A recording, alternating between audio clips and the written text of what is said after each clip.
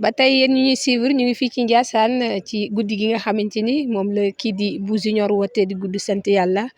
ñu taxaw ak kenn koo xamante ni bokk na ci li nga xamante ni mooy comité d'organisation wala sax moo ko jiite buñ mënee wax avant ci loolu dañ leen di bàyyeek moom mu présenté wu wax moom la kan sëñ bi ñu ngi lay nuyu. ñu ngi lay fay soxna si di la ziara waaye di nuyu ñëpp ñu ñuy seetaan si DMTV di nuyu ki nga xam ne moom ngay àndal di daam di suñu sama waay borom DMTV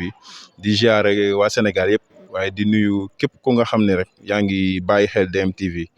asalaamaaleykum wa rahmatullah maa Ibou Niang la maa Ibou Niang dëkk Bargny di membre ci ASBJ comme ni nga ko waxee yàlla def ñu dénk ñu li nga xam ne moom mooy comité d'organisation bi ñu jiite ko waaye ànd si ak waa ASBJ yëpp macha allah loolu mooy li nga xam ne moom mooy rôle bi nga xam ne ñu ngi koy joué ci ASBJ comme niñ ko bindee si t-shirt bi waaw moom la ñu kii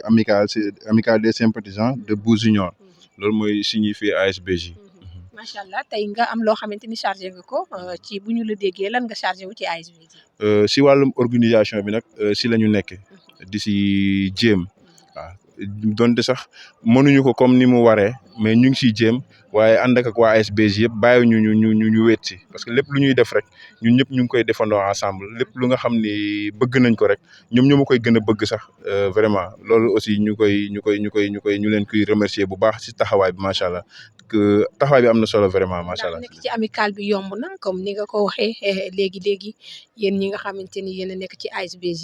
la plupart gis nañ ay jeunes rek ci bari ndax parfois du am yenn giita ngaase yi. waaw loolu moom mënu see ñàkk parce que it ànd jeune moo demee noonu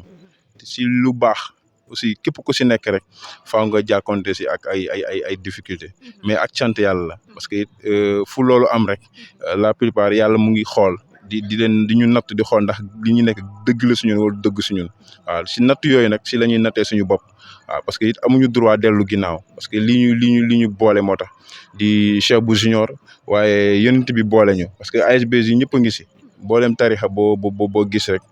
mu ngi si biir ASBJ kon ASBJ diine l'islam la ASBJ di jàppale ki nga xam ne moom mooy Cheikh Bou Junior te Cheikh Bou Junior it mënoo kaa génne si li nga xam ne moom mooy ASBJ mënoo kaa génne si li nga xam ne ñoo ñooy missionnaire yu islam parce que it porteur de voix la si yoon wi di tagg yonent bi di bégal mag ñu baax ñi donc loolu boo si nekkee nag di lu baax donc bu si ay difficulté amee il faut nga muñ xam ni kat yoonu baax moo demee nii te mënu see ñàkk vraiment te ay ndaw la comme ni nga ko waxee ay ndaw moom fu ñu dajee la plupart faaw mu xaw a metti mais nag sant yàlla foofu dañ ciy jàng ne dañoo war a nekk ay responsable parce que ASBJ war nañ see mën a jàngee lool képp ku si nekk rek muñ li si nekk vraiment di nga mën a nekk responsable macha allah. tey ngeen jugee fi nga xamante ni mooy Bargny ñëw fekk ci bésu ki nga xam mooy Bou Junior yan témoignage ngay def ci moom. Junior nag comme ni nga ko waxee ñu ngi jugee ba Bargny ASBJ aussi mooy lancé wàllu message bi au niveau national parce que boo demee Ndayane ñu ngi fa Dakar mënuma lim Mbour bu ma limee rek mën naa bañ a matal mais daal Sénégal foo dem ASBJ mu ngi fa mais ñun ñoo féetee côté Bargny vraiment ñuy sant yàlla nag di ñaan yàlla ASBJ gën a yaatu ba egg au niveau international yàlla na ko yàlla def li may def ay témoignages ci Junior nag yaakaar naa dina xaw a yomb trop ci man du xaw a yomb trop ci man parce que nit ku baax la nit ku woyof la nit ku tabe la vraiment nit ku joxe cër la ku yaru la vraiment macha allah yal na ko yàlla muccal ci cat ak làmmañ loolu daal mën naa kaa seede ci moom. mais lan ngay wax message ñi nga xamante ni ñoom ñooy membre ASBJ. di leen wax nañu gën a booloo te xam ni objectif bi ñu am mooy jàppale Cheikh Bou Junior te jàppale Cheikh Bou Junior mooy jàppale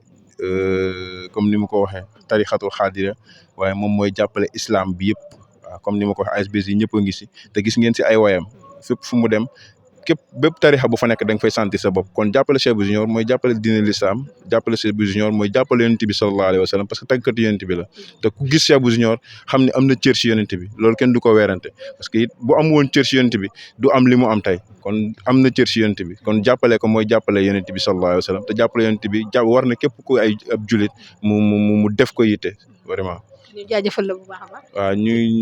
ñu ñoo gën a kontaan. waaw ñun ñoo leen di jaajëfal sax yéen ñi ñëw tey fekk suñu événement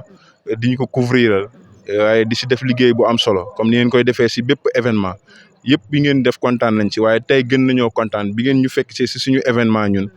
waa ASBJ am nañ si mbégte bu baax di leen ñaanal yal na yàlla yokk télé bi yàlla na dem ba ñu koy dégg si télé yu mag yi yàlla na doon télé yi fii raw sax yàlla mën na loolu yàlla na ko yàlla def si barki yonent bi sallallahu alayhi wa sallam. kon ci kanam tuuti danañ doxantuwaat jëlaat yeneen ay témoignages dégg ngeen ko li nga xamante ni témoignage ko ci ki nga xamante ni moom mooy Baye Bou Junior kon ci kanam tuuti rek incha allah.